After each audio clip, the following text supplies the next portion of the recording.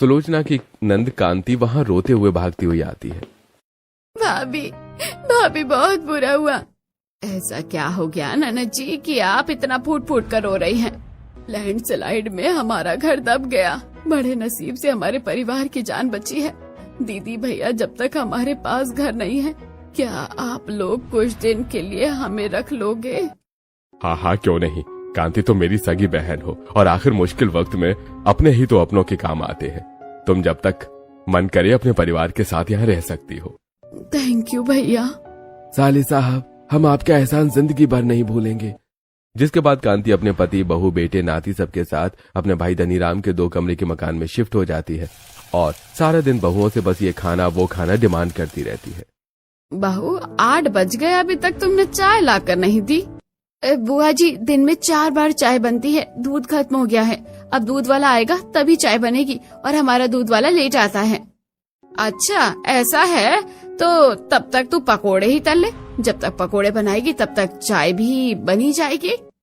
हाँ बहू, और हरी धनिया और टमाटर की चटनी जरूर पीस लेना, उसके बिना पकौड़े खाने में स्वाद ही नहीं आता।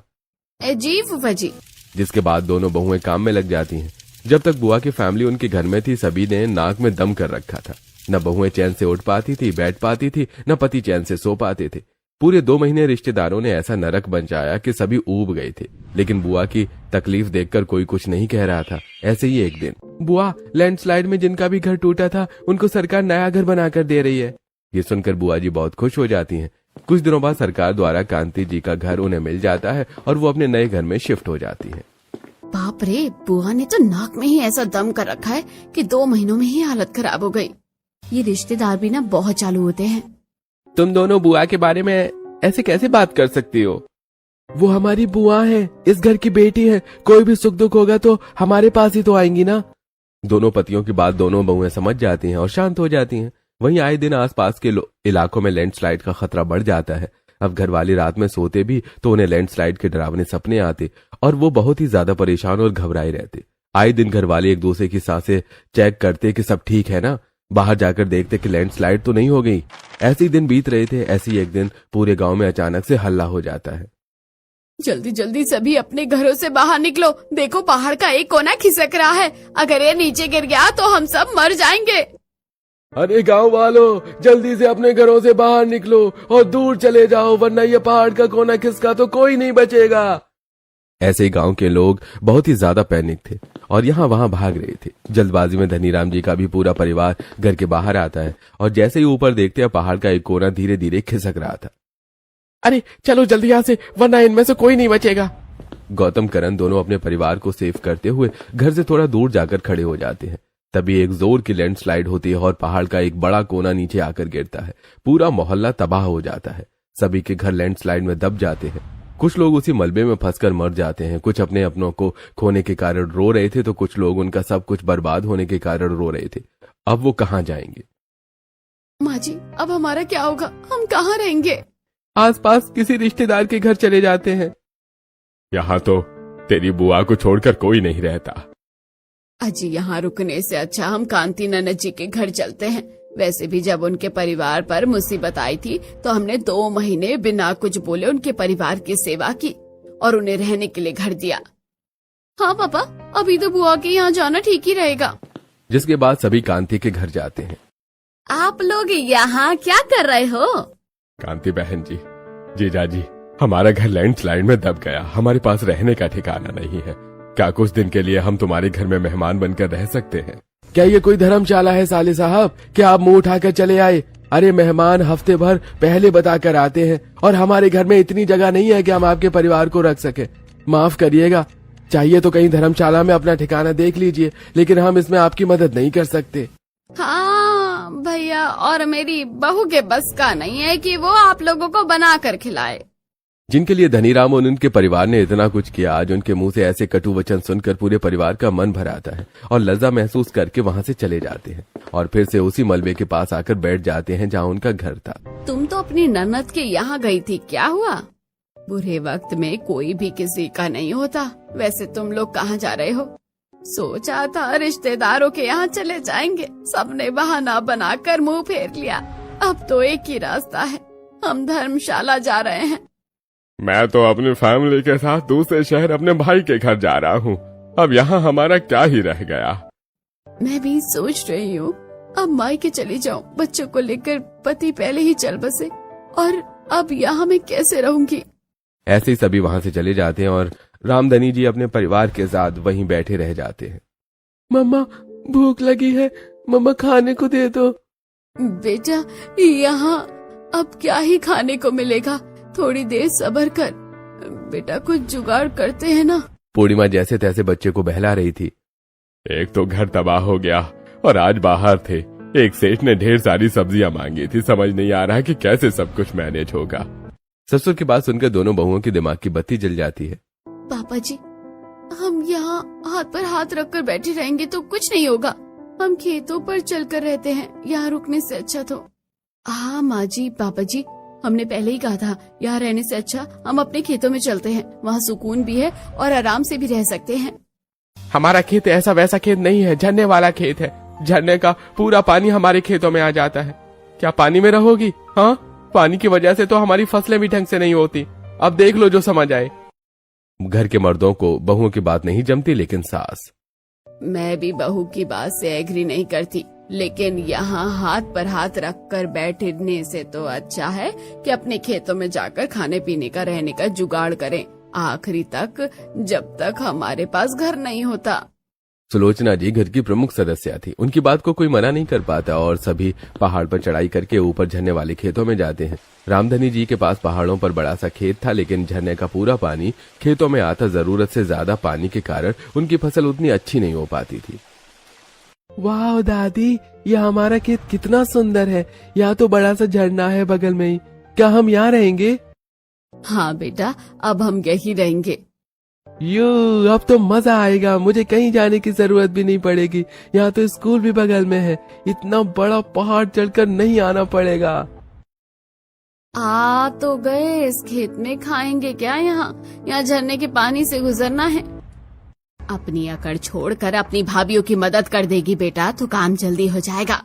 पहाड़ों पर ठंड ज्यादा होती है तो हमें यहाँ लकड़ी का घर बनाना होगा ताकि हम ठंड से बच सके। और ये झरने के पानी को कंट्रोल करने के लिए दीदी हम ऐसा कर सकते हैं कि घर के फर्श को धान की पीरा से बनाते हैं। पीरा पूरा पानी ऑब्जर्व कर लेगा और वो गर्म भी होता है, उससे ना हमें ठंड लगेगी ना हमारे घर और खेतों में पानी आएगा। सिंचाई के लिए हम अलग से नाली बना देंगे तो झरने का पानी नाली के थ्रू ही खेतों में जाएगा। और रही बात लकड़ी की, तो जंगल में तो बहुत सारी लकड़ियाँ ऐसी ही पड़ी हैं। हम जंगल की लकड़ी बीन कर उसमें घर फूस से घर की छत बना देंगे। बस दीवारों के लिए लकड़ी के पल्ले की जरूरत है। हम जंगल से ही लकड़ी के पल्ले भी ले आएंगे। जिसके बाद सभी झरने वाले खेतों में घर बनाने की तैयारियों में लग जाते हैं। जहाँ दोनों बहुएं जंगल में जाकर लकड़ियां बीनना शुरू करती हैं, तो वहीं धनीराम, करण और गौतम जंगल से लकड़ी के पल्ले काट कर ले आते हैं। वहीं गीता और सुलोचना भी मिलकर खेतों में मिट्टी से चूल्हा और मिट्टी के बर्तन बनाती हैं ताकि खाना बन सके। और बहुत समय से भूखे घर वाले कब तक बिना दाल पानी के रहते। दीदी ये लकड़ियाँ तो बिन लाए हैं हम, ये धन की घर भी आ गई है। हम लकड़ी के पल्ले भी ले आए। जिसके बाद करण और गौतम मिलकर लकड़ी के पल्लों से घर की दीवार तैयार करते हैं और सलोनी और पूर्णिमा घर के और जंगल में बनी हुई लकड़ियों से घर की छत बनाती हैं। जिसके बाद घर में धान का पैरा बिछाकर घर की फर्श तैयार करती हैं और ऊपर से मिट्टी डालकर फिर से पैरा डालती है ताकि फर्श की लेयर थोड़ी मोटी रहेगी तो पानी घर में बिल्कुल नहीं आएगा। अरे वाह बहू, हमारे झरने वाले खेत में घर बनकर तैयार हो गया। ये तो काफी गर्म है। और भाभी इसकी फर्श भी कितनी बढ़िया है, लग ही नहीं रहा कि यहाँ कभी ढेर सारा पानी जमा होता था। यहाँ तो हमें रात में ठंडी भी नहीं लगेगी, इतना गर्म है ये घर। घर तो बन गया ना, अब भूख लगी है, जल्दी से माँ कुछ बना दो, अब भूख बर्दाश्त नहीं हो रही है। अभी तो घर बना है, घर में कोई राशन भी तो नहीं है, कैसे बनेगा खाना?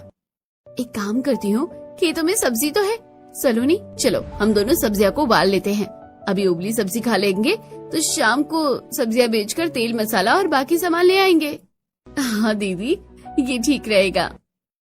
जिसके बाद पूर्णिमा खेतों में जाकर फ्लावर, मटर, आलू और मिर्च, टमाटर और शिमला मिर्च, बीन्स ले आती है और सुलोचना जी के साथ बैठकर सारी सब्जियां काटकर साफ करने में लग जाती है। वहीं दूसरी तरफ सलोनी मिट्टी के चूल्हे पर आग जलाकर झरने से एक मिट्टी के पतीले में पानी भरती है और गैस पर रख देती है, जिसके बाद पूर्णिमा सारी सब्जी पतीले में डालकर उबाल देती है और उसे ही सभी को खाने के लिए परोसती है।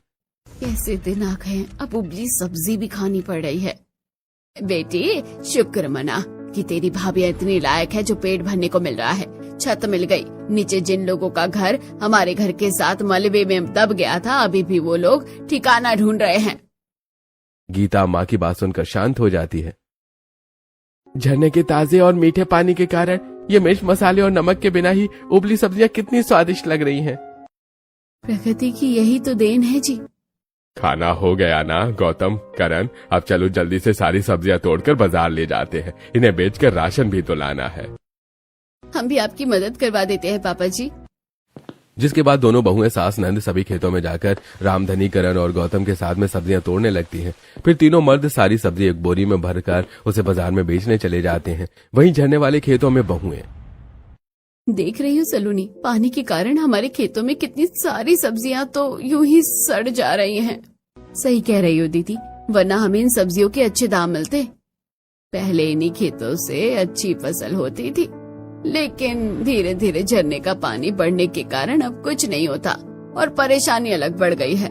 माँ जी आप चिंता ना करो, अब सब ठीक होगा। क्यों जेठानी जी? हाँ देवरानी जी। जिसके बाद दोनों बहुएं खेतों में भरा पानी निकालती हैं और सड़ी गली सब्जियों को बाहर निकालकर खाद बनने के लिए एक जगह जमा कर देती हैं। अब जब ये पूरी तरह सड़ गल जाएगी तो हम इसे खेतों में डाल देंगे, तब ये जल्दी खाद का काम करेगी। अब तो हमने नाली बना दी है। खेतों में झरने का पानी केवल नाली के संपर्क से ही आएगा और जितना जरूरत होगा उतना पानी हम ले सकते हैं। फिर बहुएं सारी सब्जी के पौधे को सही करती हैं और कुछ नए पौधे भी उगाती हैं। साथ में खेतों में बिघाई बनाकर एक साइड में धान और गेहूं के बीज भी बो देती हैं। शाम में जब तीनों मर्द राशन लेकर घर आते हैं तो सभी खेतों को देखकर हैरान हो जाते हैं।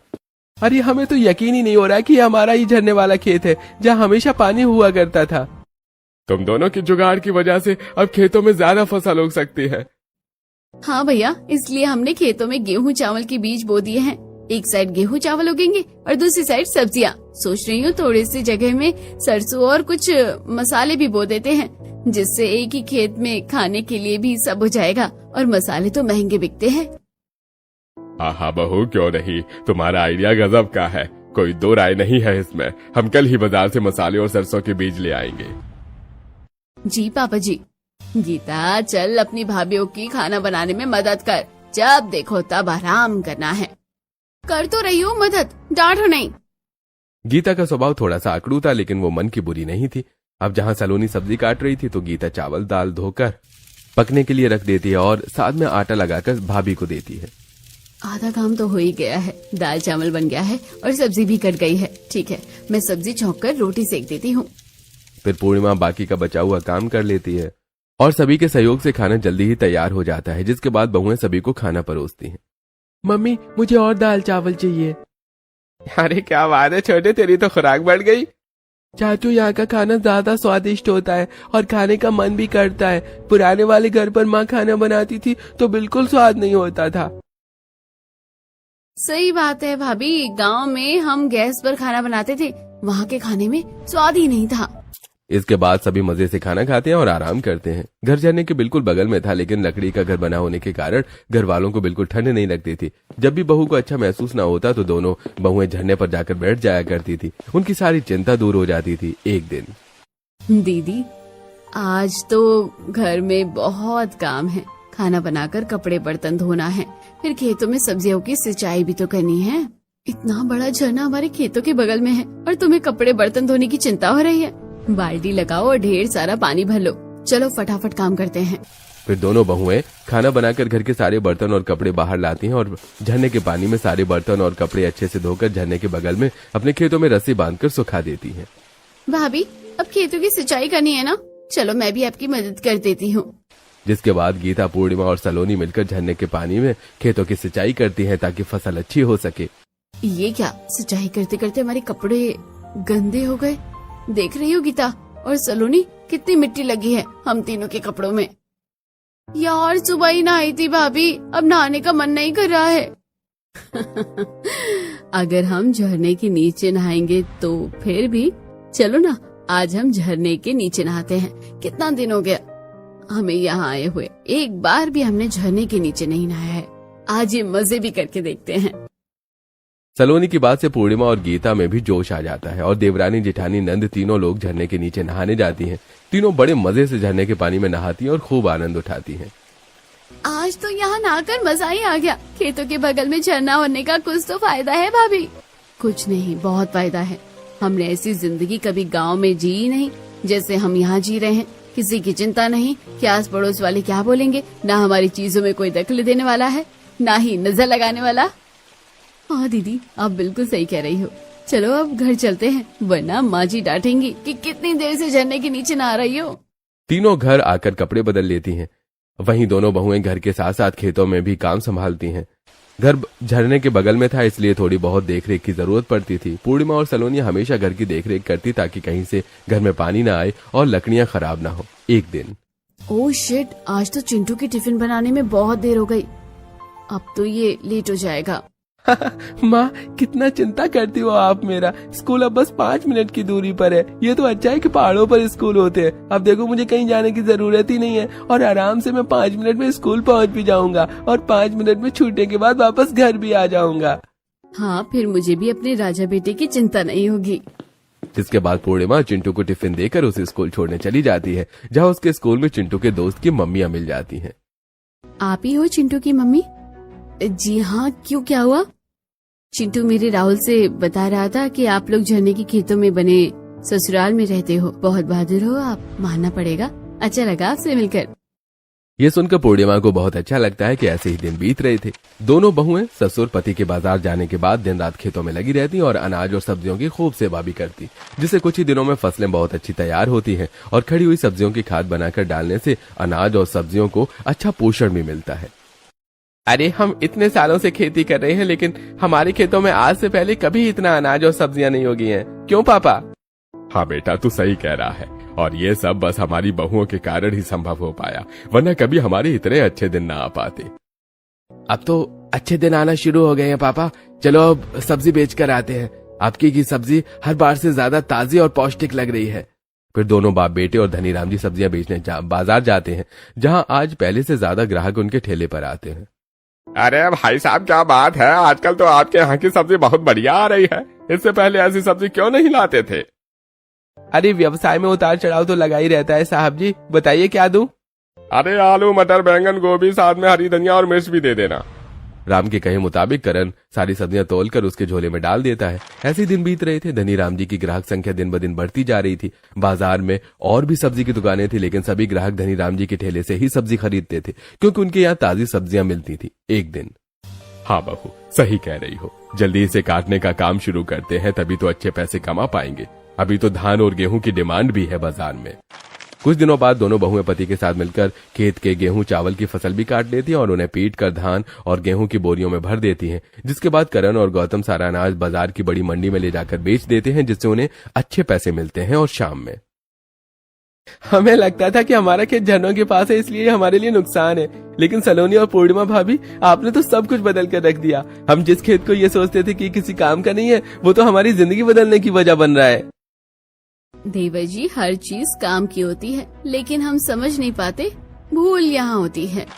ऐसे ही दिन बीते। अब पूरा परिवार झरने वाले खेतों में पहले से ज्यादा मेहनत करता है, जिससे खेतों में रोज ढेर सारी सब्जियां उगती। वहीं बहुएं दाल गेहूं भी उगाती और सरसों का तेल निकाल कर उसे भी बेचती। मसाले भी महंगे दाम पर बिकते, जिसके कारण कुछ ही दिनों में झरने के खेत में रहने वाले ससुराल वालों की स्थिति में सुधार आ जाता है। कुछ दिन ऐसे ही बीत जाते हैं और एक दिन, पता है भाग्यवान, हमारा जो घर लैंडस्लाइड में गिरा था, सरकार उसके बदले घर तो नहीं दे रही, लेकिन मुआवजे में 4 लाख रुपए दे रही है।